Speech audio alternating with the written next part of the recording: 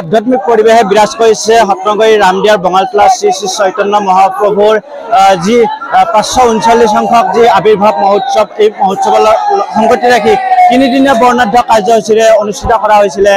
বিস্তৃত কাৰ্যসূচী মই সঠিক ঠাই দেখুৱাব লোকে লোকাৰণ্য পৰিৱেশ এক আধ্যাত্মিক পৰিৱেশে বিৰাজ কৰিছে। এই প্ৰতিকূল বতৰৰ মাজতো যেন লোকে লোকাৰণ্য পৰিৱেশে বিৰাজমান হৈছে।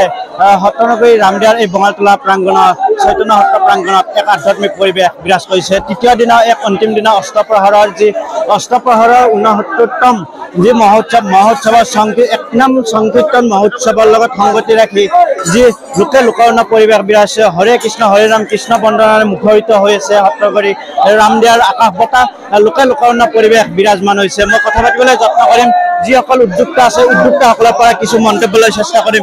দাদা এই মুহূৰ্তত এক প্ৰতিকূল বতৰতো যেন আধ্যাত্মিক পৰিৱেশ বিৰাজ কৰিছে হৰে কৃষ্ণ হৰে ৰাম কৃষ্ণ নামে মুখৰিত হৈছে সত্ৰগুৰি ৰামদিয়াৰ বঙালতলা প্ৰাংগণত কি ক'বা আজি এই মুহূৰ্তত? সঁচাকৈ ভাল লাগিছে। আজি আমাৰ জন্মোৎসৱ ইতিমধ্যে অলপখন আগতে সামৰণি পৰিছে। যথেষ্ট ৰাজ্যৰ সমাগম হৈছে আপোনালোকে দেখিছে।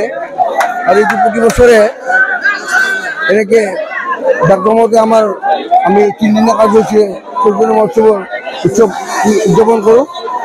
ৰাজ্যৰ যথেষ্ট সহায় সহযোগিতা আছে আৰু আমি ৰাজ্যৰ পৰা যথেষ্ট সমৰ্থন লাভ কৰিছোঁ। পুৱাৰ ভাগতো যেন এক আধ্যাত্মিক পৰিৱেশ বিৰাজ কৰিছে। পুৱতি নিশাৰ ভাগত এক হৰিনামে মুখৰিত হৈছে। প্ৰতিকূল বতৰতো লোকে লোকাৰণ্য পৰিৱেশ কি ক'ব আজি এই মুহূৰ্তত?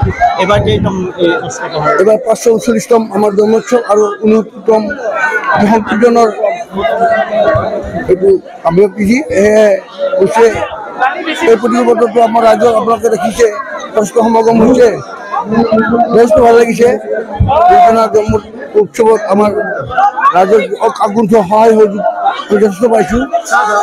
হয়, নিশ্চয়কৈ ধন্যবাদ জনাইছোঁ। অষ্টপ্ৰহৰ সংকীৰ্তনৰ লগত সংগতি ৰাখি এক আধ্যাত্মিক পৰিৱেশে বিৰাজমান হৈছে সত্ৰগুৰি ৰামদিয়াৰ আকাশ বতাহ। মই দেখুৱাবলৈ চেষ্টা কৰিছিলোঁ এনিভাৰ24 যোগেদি আজি তৃতীয় দিনা যি গতিকে আমি প্ৰথমটো দিনা কাৰ্যসূচী শোভাযাত্ৰা বৰ্ণিল শোভাযাত্ৰাৰ পিছতে উলিওৱা হৈছিলে।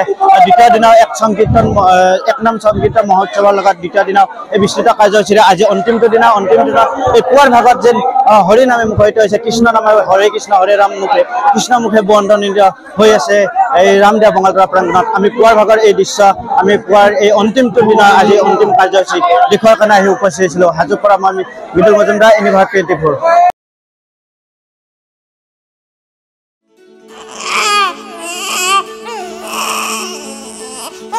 অভিনন্দন, আপোনাৰ এজনী ছোৱালী জন্ম হৈছে।